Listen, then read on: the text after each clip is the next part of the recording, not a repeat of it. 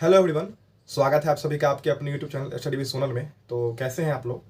तो इस वीडियो में हम लोग इस टॉपिक पे बात करने वाले हैं कि बहुत सारे क्वेश्चंस आते रहते हैं कि मेंस लेवल डीआई को कैसे कैसे सॉल्व किया जाए, और मेंस लेवल में क्या अर्थमेटिक का भी उतना ही इम्पोर्टेंस है या बिना अर्थमेटिक के हो सकता है मेंस लेवल डीआई। क्योंकि देखो, प्रीलिम्स लेवल डीआई और प्रीलिम्स लेवल के क्वेश्चन हम सब लगभग लोग कर ही लेते हैं। कुछ लोगों में दिक्कत होती है तो वो बेसिक कॉन्सेप्ट सीख के वो कर लेते हैं। दिक्कत आती है यहाँ पे मेंस लेवल के क्वेश्चन में कि मेंस लेवल के क्वेश्चन को कैसे करें, क्या अप्रोच होनी चाहिए, बिना अर्थमेटिक के हो सकती है या नहीं हो सकती है।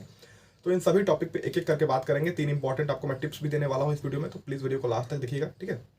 उससे पहले बात कर लेते हैं कि बहुत सारे लोग पूछ रहे थे कि स्मार्ट किरा के मॉक के बारे में। तो जो लोग भी परचेस करना चाहते हैं तो सोनल 10 कोड यूज कर सकते हैं, तो आपको एक्स्ट्रा 10% का डिस्काउंट मिल जाएगा। आपको उसके लिंक डिस्क्रिप्शन में है। स्मार्ट किरा का मॉक बहुत बेस्ट होता है, तो आप वहाँ से चाहे तो परचेस कर सकते हैं। और जो लोग परचेस कर चुके हैं तो ऑलरेडी मॉक लगाइए, क्योंकि मॉक लगाना बहुत ही इंपॉर्टेंट है। मैं रेगुलर बोलता हूँ कि मॉक खरीद के रख मत लो, मॉक को लगाते रहो, ठीक है। अब आते हैं टॉपिक पे कि जो क्या मेंस लेवल डीआई को सॉल्व करने के लिए अर्थमेटिक आना जरूरी है। तो मेरा आंसर होगा बिल्कुल हाँ। बहुत सारे लोग आपको यूट्यूब पे मिलेंगे जो बताते होंगे कि बिना अर्थमेटिक के बैंक एग्जाम क्लियर किया जा सकता है, बट ऐसा मेरे हिसाब से पॉसिबल नहीं है। आप प्रीलिम्स क्लियर कर सकते हो, मैं मानता हूँ, बिना अर्थमेटिक के।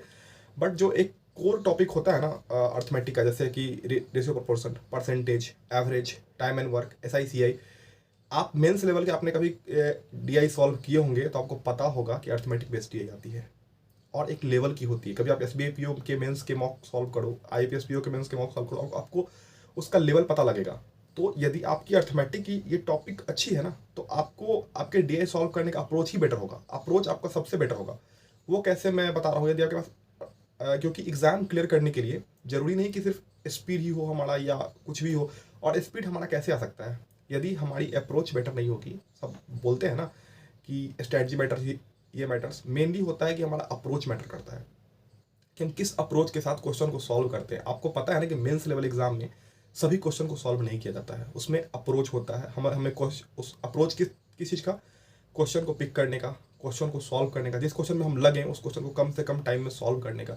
तो अप्रोच बहुत ज़्यादा मैटर करती है बैंक एग्जाम में। तो इसलिए मैं बार बार कहता रहता हूँ कि आपकी अप्रोच सही होनी चाहिए। इसके लिए क्या करना है, सबसे पहले किसी भी टीचर को देखो। अभी मैं किसी भी टीचर के बारे में नहीं कहूँगा, मैंने आशीष अरोड़ा सर को फॉलो किया था क्वांट के लिए, मुझे वहाँ से बहुत फ़ायदा मिला था।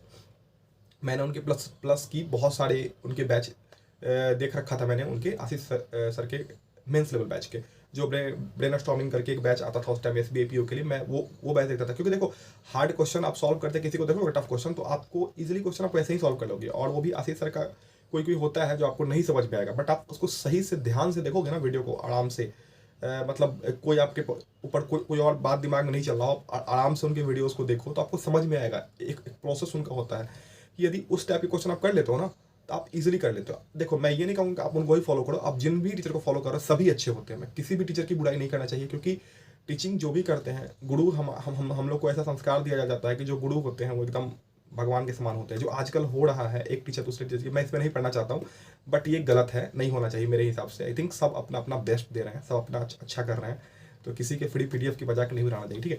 तो ये था, बाकी छोड़ो, मुझे इस समय नहीं पढ़ना है, सो प्लीज़ कोई हेट नहीं करेगा नीचे।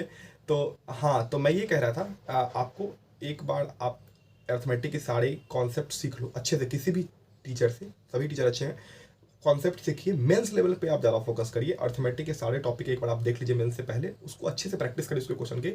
उसके बाद जो आप डीआई सॉल्व करोगे ना, तो बहुत सही लगेगा और आपको आपकी अप्रोच अपने आप बेटर हो जाएगी। आप बोलते हो ना कि मतलब मेंस में मुझे टाइम लग जाता है, ये वो नहीं होगा, ठीक है।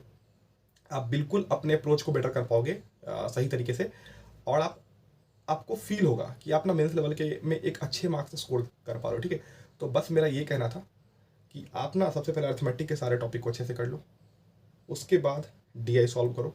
एक बार एक वीडियो देख लो, फिर डीआई का भी बैच आता है सर का, वो भी आप देख सकते हो। सभी टीचर डीआई पर आते हैं मेंस लेवल के लिए, आप उनके बैच देख लो डीआई के। अब जो लास्ट बात आती है वो ये आती है आपकी कैलकुलेशन स्पीड, वो कैसे बढ़ेगी। इस पर मैं एक सेपरेट वीडियो लाने वाला हूँ, बट फिर मैं आपको यहाँ पे एक आइडिया दे देता हूँ, ठीक है।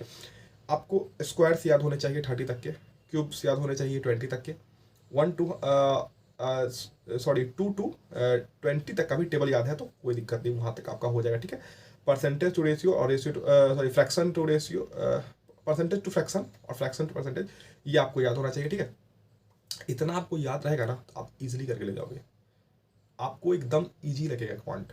और यही तरीका है मेंस का, और जो भी लोग बोलते हैं कि विदाउट अर्थमेटिक हो जाएगा, तो ये गलत फहमी आप मत पालिएगा विदाउट अर्थमेटिक, क्योंकि आपने मेंस लेवल का भी सॉल्व किया होगा तो आपको पता होगा कि अर्थमेटिक का क्या रोल होता है मेंस एग्जाम में। ठीक है, तो आशा करते हैं कि जो मैंने बताया होगा आप तक समझ पाए होंगे और आप समझ पाएंगे। आशा करता हूँ कि मैं समझा पाता हूँ। तो आप कमेंट करके जरूर बताइएगा कि आपको समझ आया या नहीं आई, और जो भी क्वेश्चन हो कमेंट में पूछ सकते हैं, मैं रिप्लाई हर किसी का करता ही हूँ। ठीक है, तो मिलते हैं जल्दी नए वीडियो के साथ। Bye, take care, all the very best. आप सभी को बस पढ़ाई करते रहिए, और जो लोग भी टेलीग्राम चैनल पर ज्वाइन नहीं हुए तो डिस्क्रिप्शन में लिंक है टेलीग्राम का, वहाँ से ज्वाइन हो जाइए।